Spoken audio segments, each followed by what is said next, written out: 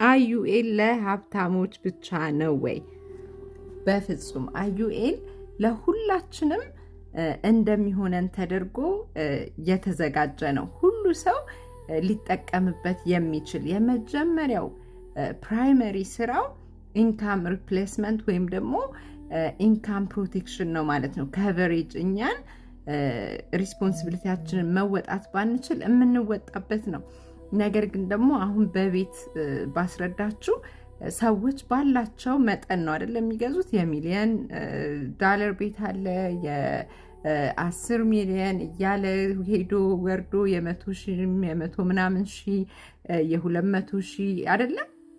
ሰው እንደ አቅሙ ነው የሚያደርገው። ከዛ ደግሞ ወርደን ደግሞ ስንመጣ ሬንታል ደግሞ አለ አይደለ። ሰው የፈለገ ይሁን ያው ሆምለስ ሆኖ እስካልወጣ ድረስ ቤት ይኖረዋል። ወይ ተከራይቶ ነው የሚኖረው ወይ ኦን አድርጎ ነው የሚኖረው። ስለዚህ በኢንሹራንስ ላይ ሲመጣም ሴም ቲንግ ተከራይቶ የሚኖር ተርም ኢንሹራንስ ማለት ነው። ለ30 ዓመት ይከራያል ያንን። ከዛ በኋላ ሊዙ ሲያልቅበት እንደገና ሪኒው ላድርግ ቢል ያው ታይሙ ላይ በኤጁ ኤክስፔንሲቭ እየሆነ ቢሄድም ሪኒው ማድረግ ይችላል ማለት ነው። ኤጁ 85 እና ከዛ በላይ እስካልሞላበት ድረስ።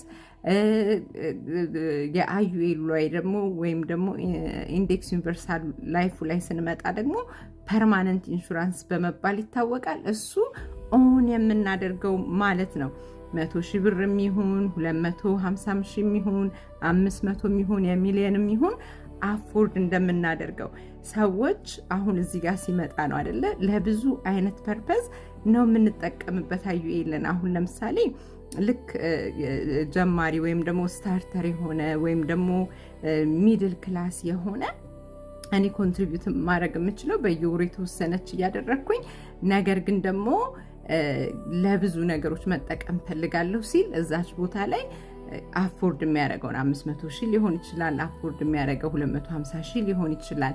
እሱን ያደርግና ቀስ እያለ ለኢመርጀንሲ ፈንድ ለተለያዩ ነገሮች እዛ ውስጥ ቀስ ቀስ እያደረገ እያስገባ ይጠቀምበታል። ደግሞ ሀብታሞቹ ደግሞ ልክ ቤት አሁን ለምሳሌ ሀብታሞች ሲኖራቸው ሌሎች ደግሞ ትንንሽ የኢንቨስትመንት ቤቶች አሏቸው አይደለ። ልክ እንደዛ ሁሉ እነሱም ደግሞ የሚጠቀሙት ይሄንን ለሌላ ፐርፐዞች ሊሆን ይችላል ማለት ነው። ስለዚህ እንደ አቅማችን መጠቀም እንችላለን ማለት ነው። ልክ እንደ ቤቱ እንዳሳየኋችሁ ምሳሌ ረንት ማድረግ የሚችል ረንት ያደርጋል።